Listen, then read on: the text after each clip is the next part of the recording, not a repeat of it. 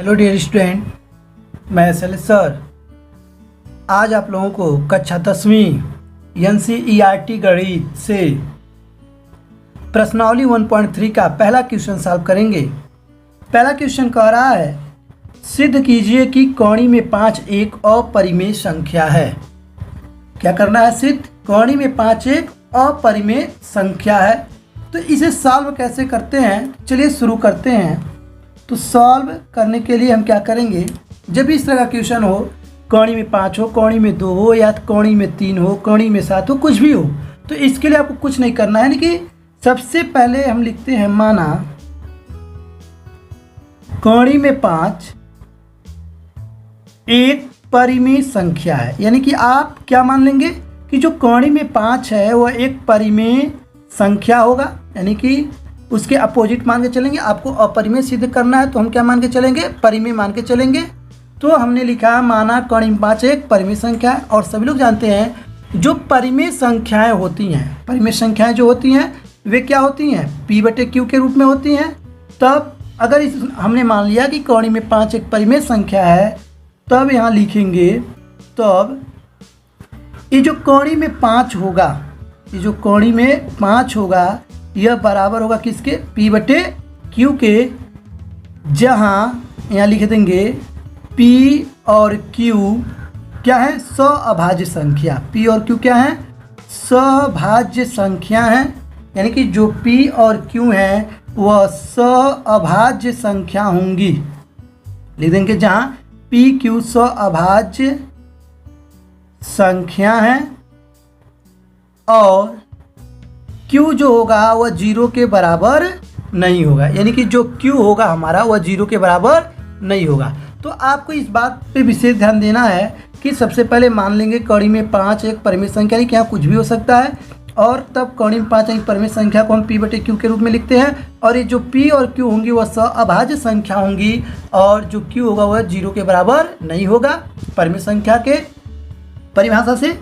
अब आप सअभाज्य क्या है, तो हमने आपको शुरू में ही बताया, सअभाज्य का मतलब होता है वे दो संख्याएं, ऐसी दो संख्याएं जिनका उभयनिष्ठ गुणनखंड क्या हो। यानी कि उभयनिष्ठ, जिनका उभयनिष्ठ क्या हो? उभयनिष्ठ मान 1 हो, उसे हम क्या कहते हैं? सअभाज्य संख्या। तो इस तरह से हमने लिख दिया, आप भी इस तरह से लिख लीजिएगा। अब इसको सॉल्व कैसे करते हैं, तो इसके दोनों पक्षों का क्या करेंगे? वर्ग करेंगे। तो इसके जब दोनों पक्षों का वर्ग करेंगे तो यहाँ लिख देंगे कौड़ी में 5 बराबर P/Q। यानी कि अब इसके दोनों पक्षों का वर्ग किया जाएगा तो लिखेंगे दोनों पक्षों का वर्ग किया। तो जब दोनों पक्षों का वर्ग करेंगे तो कौड़ी में 5 का जो स्क्वायर होगा, यानी कि कौड़ी में 5 का स्क्वायर, और यह हो जाएगा P²/Q²। अब आगे बढ़ेंगे इसी को लेके। तो कौड़ी में 5 आप जानते हैं, कभी भी कौड़ी वाले संख्या का स्क्वायर करते हैं तो स्क्वायर से कौड़ी खत्म होता है, यानी कि 5 बचेगा। और Q² P²/Q² को लिख देंगे। आगे क्या करेंगे? Q² का गुणा, यानी कि P² बराबर हो जाएगा हमारे पास 5Q²। अब इसका मतलब क्या हुआ, इसको बना देते हैं समीकरण नंबर 1 समझने के लिए। तो P² और 5Q² का मतलब क्या हुआ? यानी कि आप यहाँ अगर समझें, मान लीजिए हम कह रहे हैं P² का मान जो है 40 है और P² यानी 40 को हम क्या लिख सकते हैं? 5 × 8 लिख सकते हैं। यानी कह सकते हैं जो P² है, यानी कि जो P² वो क्या है? 5 का भी गुणक है और 8 से भी गुणक है। कहने का मतलब है कि जो P² का मान है वह 5 से भी विभाजित हो जाएगा और 8 से भी होगा, 2 से भी होगा। भाई गुणनखंड करेंगे तो हो सकता है ना। तो यह होता है, यानी कि यहाँ जो भी होगा इसका मतलब है वो उसको क्या करेगा? विभाजित। तो यहाँ P² का मान आपको 5Q² दिख रहा है, तो यहाँ आप कह सकते हैं जो P² है वह क्या है? 5 से विभाजित है। तो लिखेंगे यहाँ P² 5 से विभाजित है। लिख देंगे यहाँ P² 5 से विभाजित है, यानी कि 5 से पूरी क्या हो जाएगी? कट जाएगी। अब अगर आप एक बात बताओ, अगर P² मान लीजिए हमारा क्या है? विभाजित है 5 से, तो हम ये भी तो कह सकते हैं कि जो p होगा, जैसे मान लीजिए अगर हम p स्क्वायर का मान अगर 100 ले लेते हैं, क्या ले लेते हैं 100, तो p का मान निकालेंगे 10 होगा, और 10 को लिख सकते हैं 2 गुणे 5, यानी कि इस 100 को भी अगर हम यहाँ लिखें तो लिख सकते हैं 5 गुणे 2 गुणे 10 लिख सकते हैं। तो कह सकते हैं जो p स्क्वायर होगा 5 से विभाजित होगा, p स्क्वायर 2 से भी विभाजित है, p स्क्वायर 10 से भी विभाजित है। तो आप बताइए अगर p स्क्वायर 5 से विभाजित है, 2 से विभाजित है, 10 से भी विभाजित है, तो p हमारा नहीं 2 से विभाजित होगा, 5 से विभाजित नहीं होगा, होगा।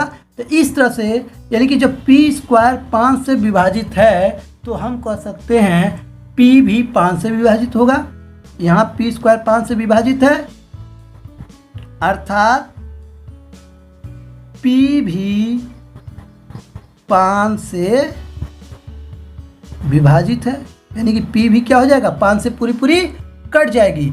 अब यदि हम आगे बढ़ें, यानी कि p भी हमारा क्या हो गया 5 से विभाजित हो गया। अगर आप इसको समझना चाहें तो इसको आप समीकरण नंबर 2 बना लीजिएगा, अभी इसको हम लास्ट में यूज कर लेंगे।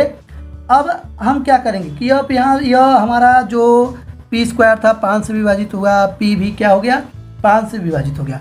अब यदि हम मान लें, माना क्या मान लें कि जो p है हमारे पास, यानी कि जो p है, यानी कि क्या था p बराबर आया हमारे पास, भाई p स्क्वायर बराबर क्या है 5 क्यू स्क्वायर है। तो अगर हम इसको जब कह रहे हैं कि p भी 5 से विभाजित होगा तो p बराबर यहाँ लिख देंगे 5। अब कोई एक धन पूर्णांक संख्या ले लेंगे, कोई भी एक संख्या मान लेंगे।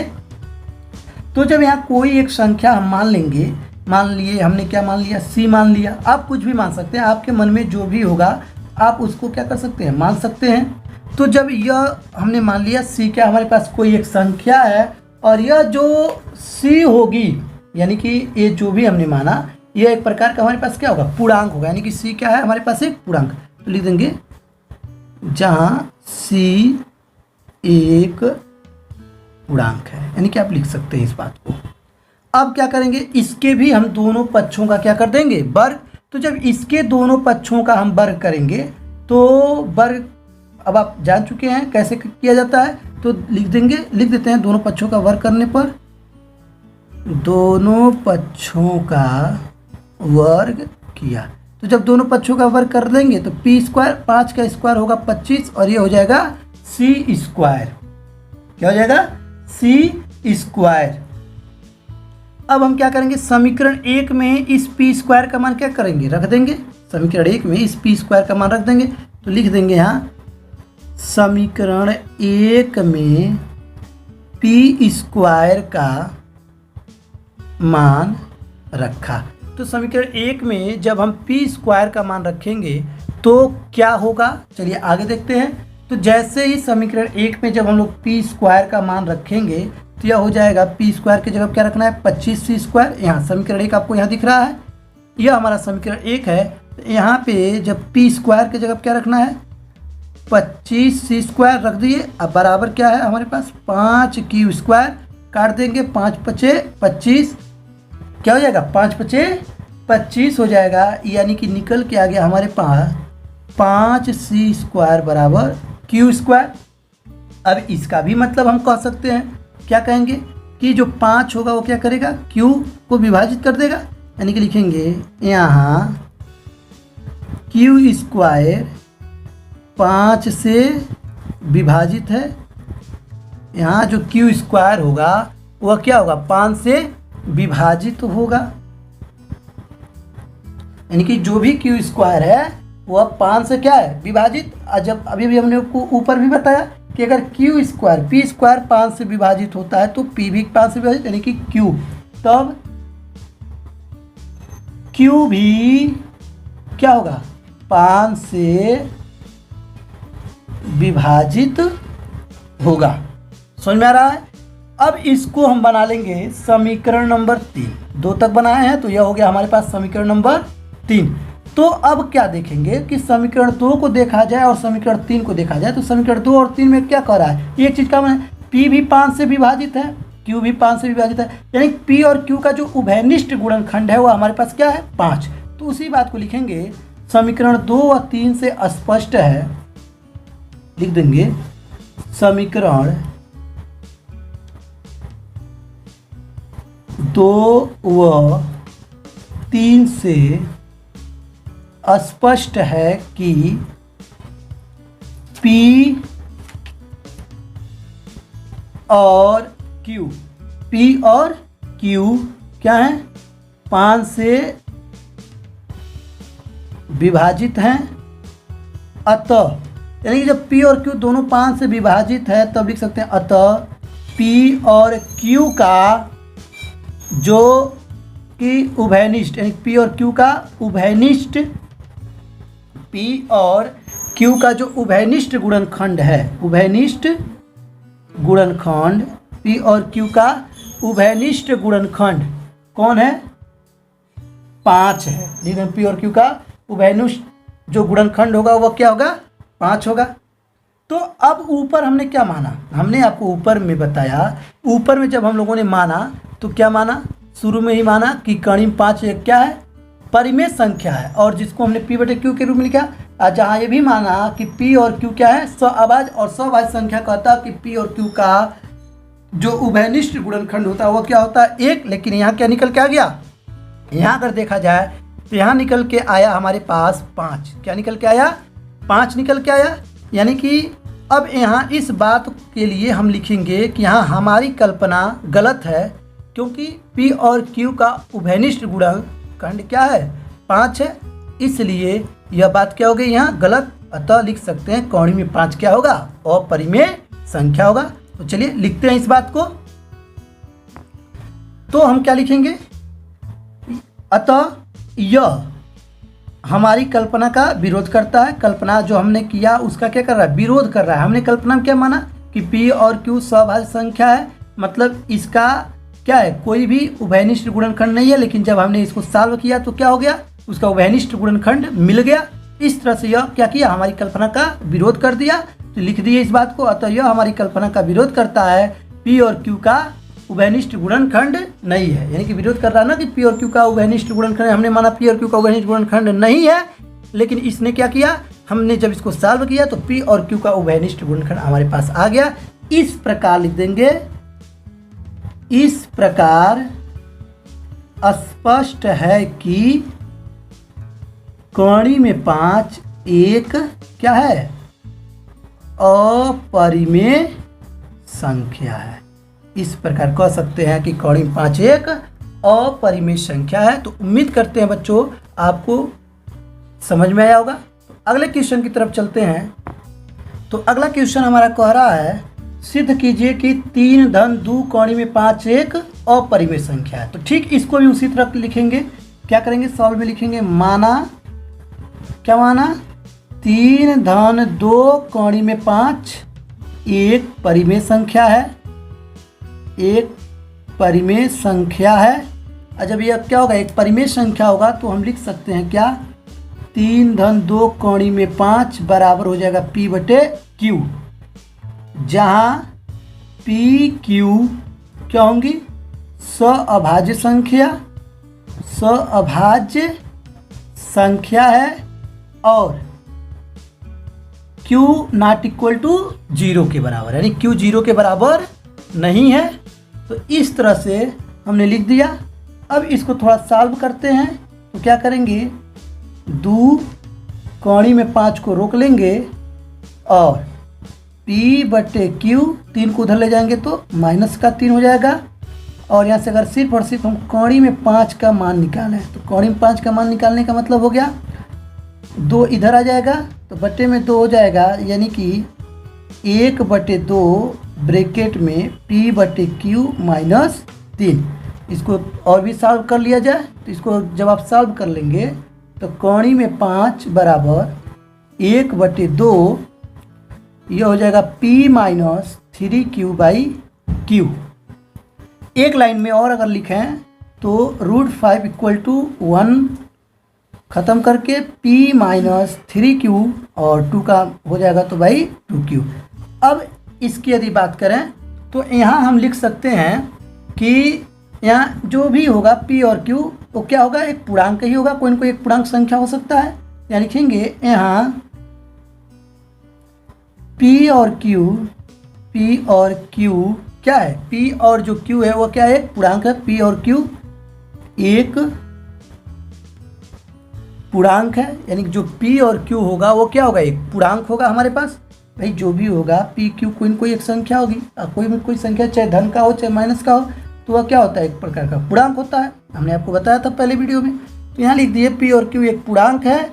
अब जब ये पूर्णांक है तो यानी कि यह एक प्रकार का क्या होगा, परिमेय संख्या, क्योंकि q का मान 0 नहीं है तो पूर्णांक है।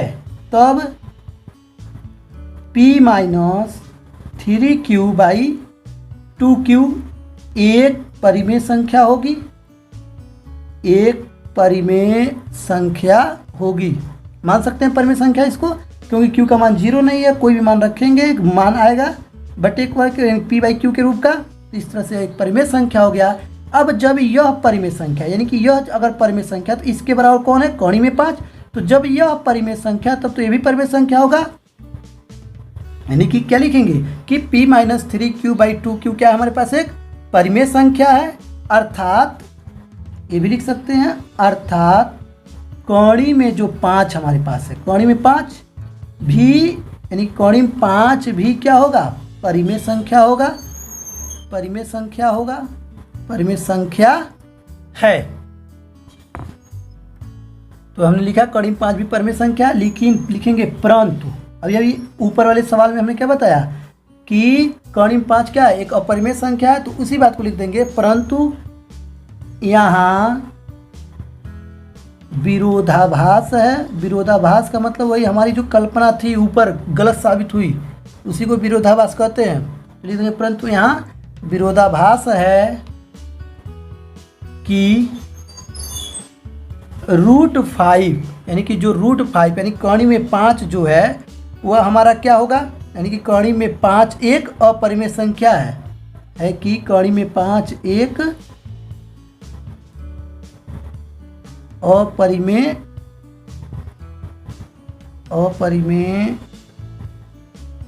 संख्या है। तो लिख दिए परंतु यहाँ विरोधाभास है कि कोणीय में 5 क्या है, एक अपरिमेय संख्या, क्योंकि अभी ऊपर वाले सवाल में हमने आपको दिखाया कोणीय में 5 क्या होता है, अपरिमेय संख्या होता है। तो इसलिए इसको लिख दिए डायरेक्ट। अतः लिख देंगे लास्ट लाइन इसका, अतः जो क्वेश्चन हमको दिया, क्या दिया, 3 धन 2 कोणीय में 5 एक क्या होगा, अपरिमेय संख्या, एक अपरिमेय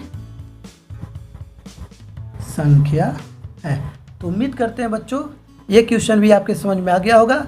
फिर मिलते हैं अगले वीडियो में। आज के लिए बस इतना ही।